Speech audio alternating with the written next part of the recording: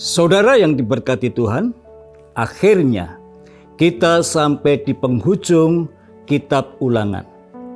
Mungkin terasa sulit untuk memahami beberapa bagian, tetapi saudara telah melakukan upaya yang sangat berharga. Mari kita baca di bagian akhir. Kitab Ulangan pasal 32 sampai 34. Musa mengajarkan sebuah nyanyian.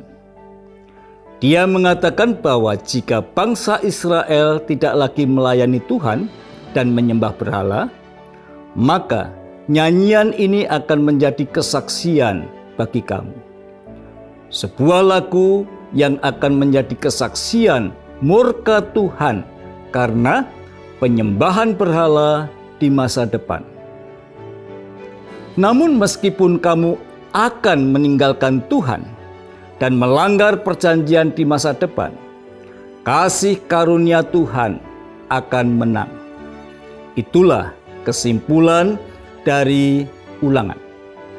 Dia berkata bahwa meskipun kamu membuat kesalahan, Tuhan akan memenangkan kamu dengan kasih karunia.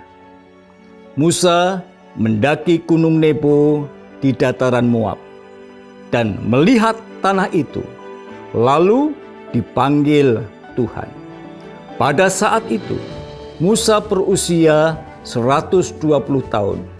Ketika ia meninggal, matanya tidak kabur dan kekuatannya tidak pudar. Kalau begitu, mari kita mengingat hal itu sambil membaca bagian terakhir dari kitab Ulangan pasal 32 sampai 34.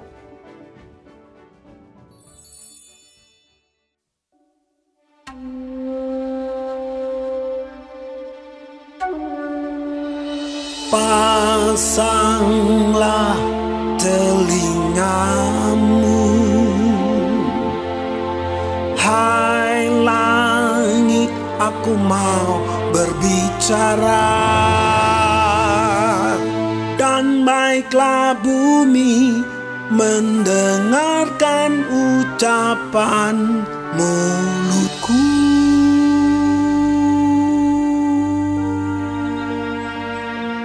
Mudah-mudahan pengajaranku menitik laksana hujan, perkataanku menetes laksana embun, laksana hujan renai ke atas tunas muda, dan laksana dirus hujan ke atas tumbuh-tumbuhan. Sebab nama Tuhan akan kuserukan. Berilah hormat kepada Allah kita. Gunung batu yang pekerjaannya sempurna, karena segala jalannya adil.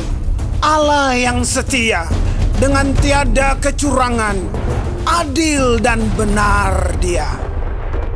Berlaku busuk terhadap Dia mereka yang bukan lagi anak-anaknya, yang merupakan noda, suatu angkatan yang bengkok dan belat-belit.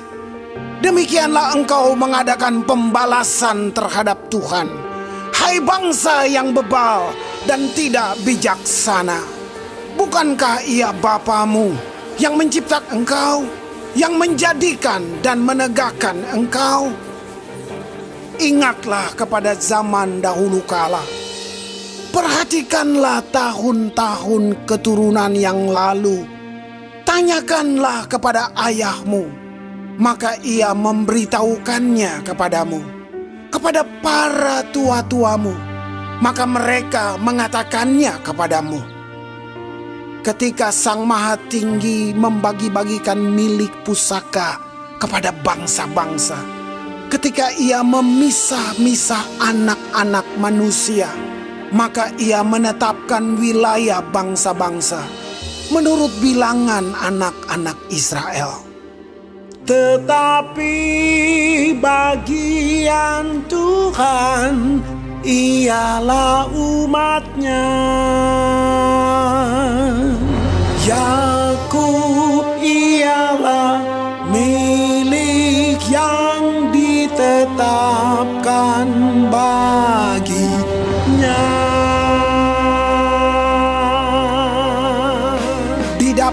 dikelilinginya dia di suatu negeri, di padang gurun, di tengah-tengah ketandusan dan auman padang belantara. Dikelilinginya dia dan diawasinya, dijaganya sebagai biji matanya. Laksana Raja Wali menggoyang bangkitkan isi sarangnya, melayang-layang di atas anak-anaknya, mengembangkan sayapnya, menampung seekor dan mendukungnya di atas kepaknya. Demikianlah Tuhan sendiri menuntun dia, dan tidak ada Allah asing menyertai dia. Dibuatnya dia berkendaraan mengatasi bukit-bukit di bumi, dan memakan hasil dari ladang. Dibuatnya dia mengisap madu dari bukit batu, dan minyak dari gunung batu yang keras. Dadih dari lembu sapi, dan susu kambing domba, dengan lemak anak-anak domba, dan domba-domba jantan dari Basan, dan kambing-kambing jantan, dengan gandum yang terbaik, juga darah buah anggur yang berbuih engkau minum. Lalu menjadi gemuklah Yesyurun dan menendang ke belakang. Bertambah gemuk engkau, gendut dan tambun, dan ia meninggalkan Allah yang telah menjadikan dia. Ia memandang rendah gunung batu keselamatannya. Mereka membangkitkan cemburunya dengan Allah asing. Mereka menimbulkan sakit hatinya dengan dewa kekejian. Mereka mempersembahkan korban kepada roh-roh jahat yang bukan Allah, kepada Allah yang tidak mereka kenal, Allah baru yang belum lama timbul, yang kepadanya nenek moyangmu tidak gentar.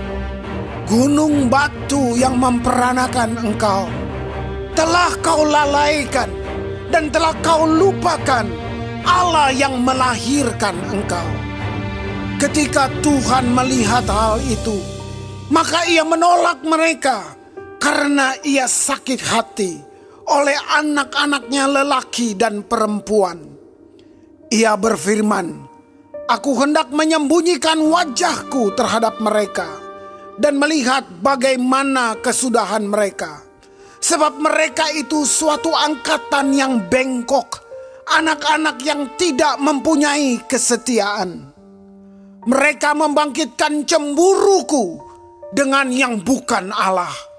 Mereka menimbulkan sakit hatiku dengan berhala mereka. Sebab itu aku akan membangkitkan cemburu mereka dengan yang bukan umat, dan akan menyakiti hati mereka dengan bangsa yang bebal. Sebab api telah dinyalakan oleh murkaku, dan bernyala-nyala sampai ke bagian dunia orang mati yang paling bawah. Api itu memakan bumi dengan hasilnya, dan menghanguskan dasar gunung-gunung. Aku akan menimbun malapetaka ke atas mereka. Seluruh anak panahku akan kutembakkan kepada mereka. Apabila mereka sudah lemas karena lapar, dan merana oleh demam yang membara, dan oleh penyakit sampar, maka aku akan melepaskan taring binatang buas kepada mereka, dengan racun binatang yang menjalar di dalam debu. Pedang di luar rumah dan kengerian di dalam kamar akan melenyapkan teruna maupun darah, anak menyusu serta orang ubanan. Seharusnya aku berfirman, aku meniupkan mereka, melenyapkan ingatan kepada mereka dari antara manusia. Tetapi aku khawatir disakiti hatiku oleh musuh.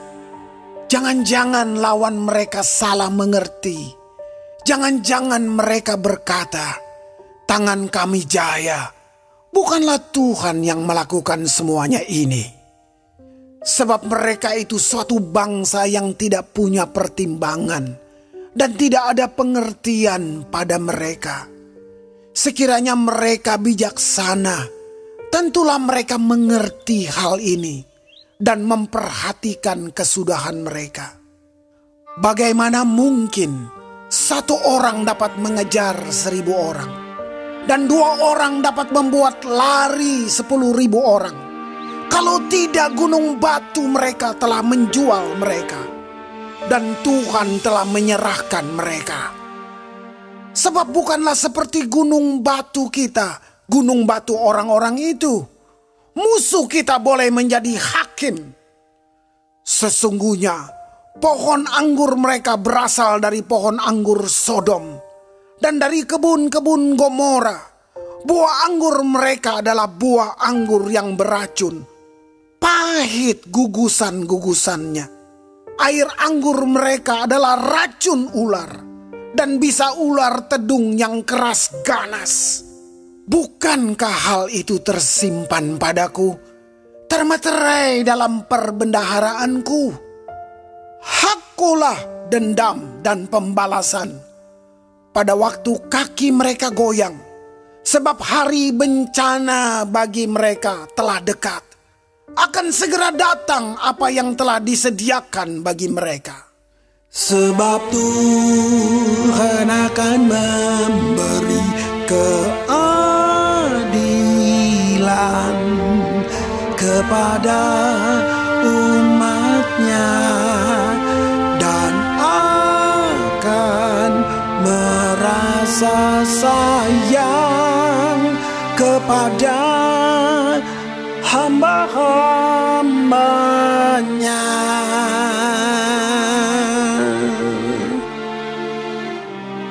Apabila dilihatnya bahwa kekuatan mereka sudah lenyap dan baik hamba maupun orang merdeka sudah tiada, maka ia akan berfirman, di manakah Allah mereka, gunung batu tempat mereka berlindung, yang memakan lemak dari korban sembelihan mereka, meminum anggur dari korban curahan mereka?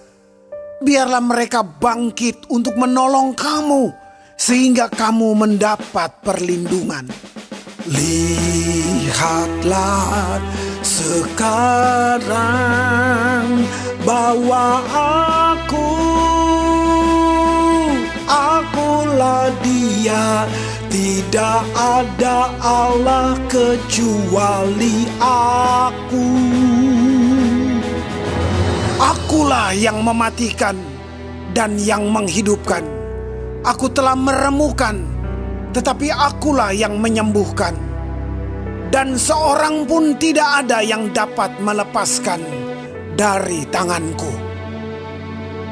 Sesungguhnya aku mengangkat tanganku ke langit dan berfirman, demi aku yang hidup selama-lamanya, apabila aku mengasah pedangku yang berkilat-kilat dan tanganku memegang penghukuman, maka aku membalas dendam kepada lawanku dan mengadakan pembalasan kepada yang membenci aku.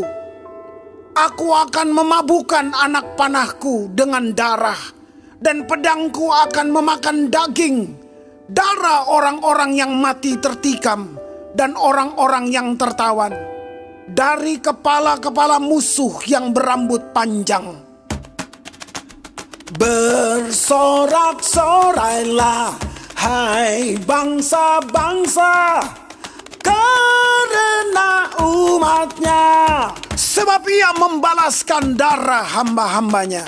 Ia membalas dendam kepada lawannya dan mengadakan pendamaian bagi tanah umatnya. Lalu datanglah Musa bersama-sama dengan Yosua bin Nun dan menyampaikan ke telinga bangsa itu segala perkataan nyanyian tadi. Setelah Musa selesai menyampaikan segala perkataan itu kepada seluruh orang Israel, berkatalah ia kepada mereka, perhatikanlah segala perkataan yang kuperingatkan kepadamu pada hari ini, supaya kamu memerintahkannya kepada anak-anakmu untuk melakukan dengan setia segala perkataan hukum Taurat ini. Sebab perkataan ini bukanlah perkataan hampa bagimu, tetapi itulah hidupmu. Dan dengan perkataan ini akan lanjut umurmu di tanah kemana kamu pergi, menyeberangi sungai Yordan untuk mendudukinya.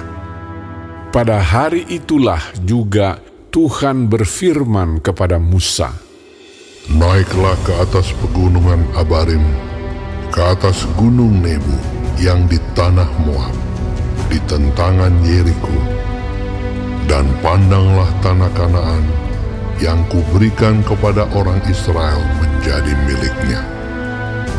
Kemudian engkau akan mati di atas gunung yang akan kau naiki itu, supaya engkau dikumpulkan kepada kaum leluhurmu, sama seperti Harun kakakmu sudah meninggal di Gunung Hor dan dikumpulkan kepada kaum leluhurnya. Oleh sebab kamu telah berubah setia terhadap aku di tengah-tengah orang Israel, dekat mata air Meriba di Kades di padang gurun Zin. Dan oleh sebab kamu tidak menghormati kekudusanku di tengah-tengah orang Israel, engkau boleh melihat negeri itu terbentang di depanmu, tetapi tidak boleh masuk ke sana, ke negeri yang kuberikan kepada orang Israel."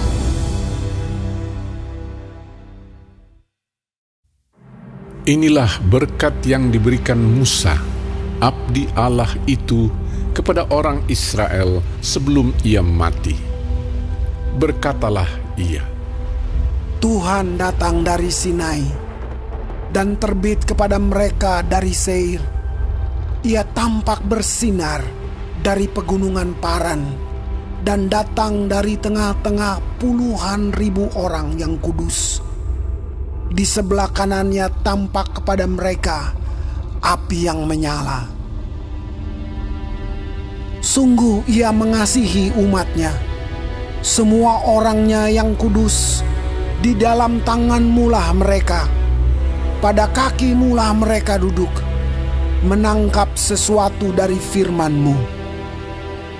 Musa telah memerintahkan hukum Taurat kepada kita, suatu milik bagi jemaah Yakub. Ia menjadi raja di Yeshurun. Ketika kepala-kepala bangsa datang berkumpul, yakni segala suku Israel bersama-sama, biarlah Ruben hidup dan jangan mati, tetapi biarlah orang-orangnya sedikit jumlahnya. dan inilah tentang Yehuda, katanya, Dengarlah ya Tuhan suara Yehuda, dan bawalah dia kepada bangsanya. Berjuanglah baginya dengan tanganmu, dan jadilah engkau penolongnya melawan musuhnya. Tentang Lewi ia berkata, Biarlah Tumim dan Urimmu menjadi kepunyaan orang yang kau kasihi, yang telah kau coba di Masa, dengan siapa engkau berbantah dekat mata air Meriba, yang berkata tentang ayahnya dan tentang ibunya, aku tidak mengindahkan mereka.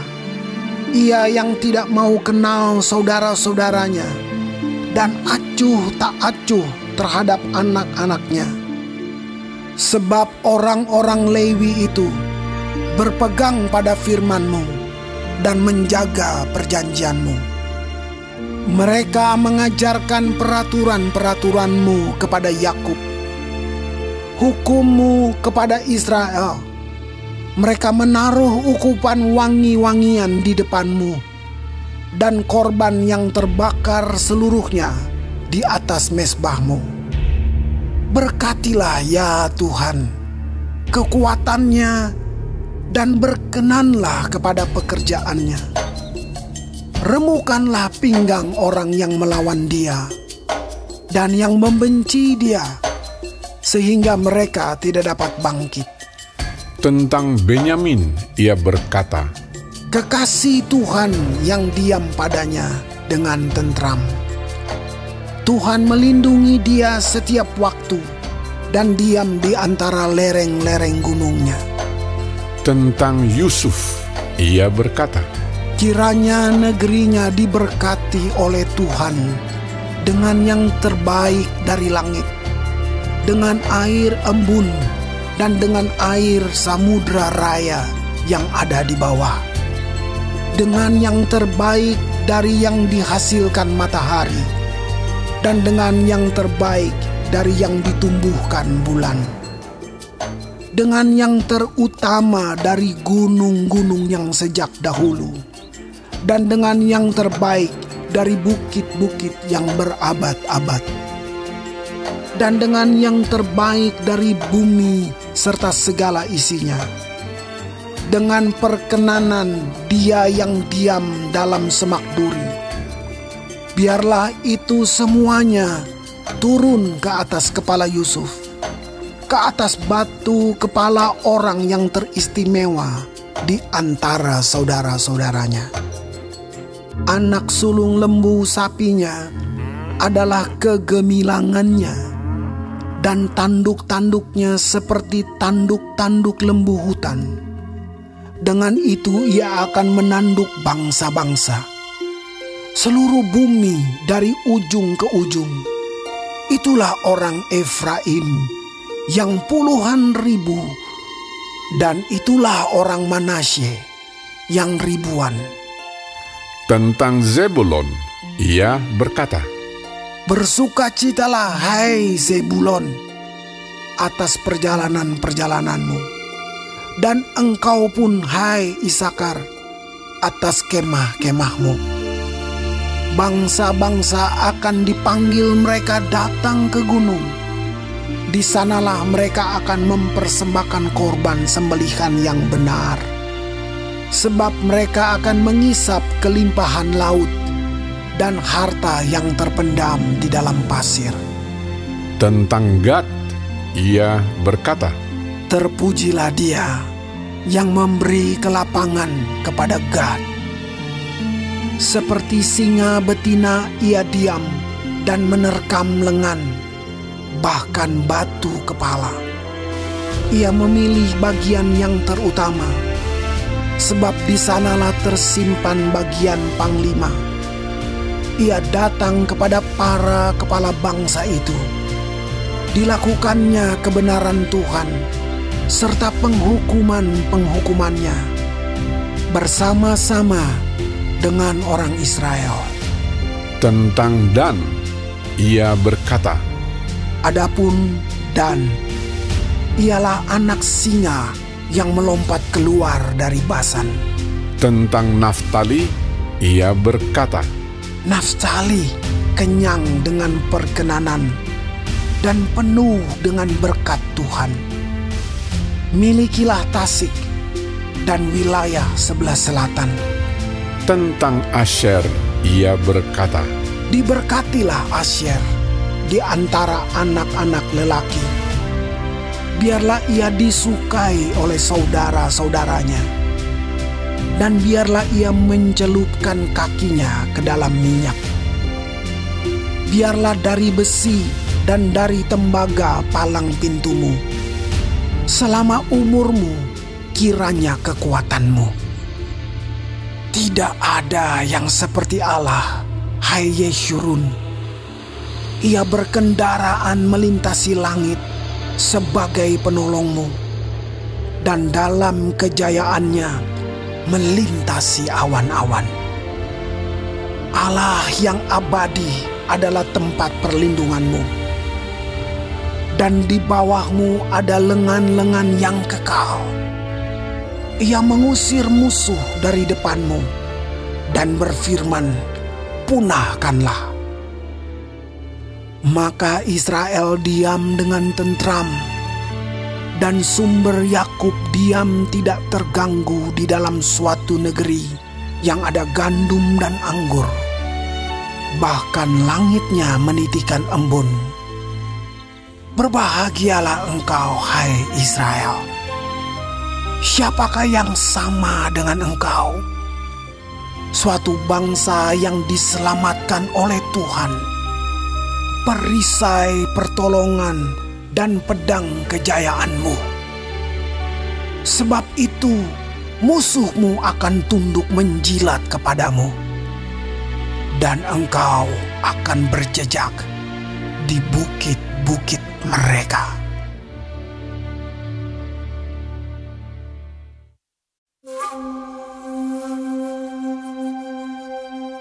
Kemudian naiklah Musa dari dataran Moab ke atas gunung Nebo, yakni ke atas puncak Pisga yang di tentangan Yeriko. Lalu Tuhan memperlihatkan kepadanya seluruh negeri itu, daerah Gilead sampai ke kota Dan, seluruh Naftali, tanah Efraim dan Manasye, seluruh tanah Yehuda sampai laut sebelah barat, tanah Negeb dan lembah Yordan, lembah Yeriko, kota pohon korma itu, sampai Zoar. Dan berfirmanlah Tuhan kepadanya, Inilah negeri yang kujanjikan dengan sumpah kepada Abraham, Ishak, dan Yakub. Demikian, kepada keturunanmu lah akan kuberikan negeri itu. Aku mengizinkan engkau melihatnya dengan matamu sendiri, tetapi engkau tidak akan menyeberang ke sana. Lalu matilah Musa, hamba Tuhan itu, di sana di tanah Moab, sesuai dengan firman Tuhan.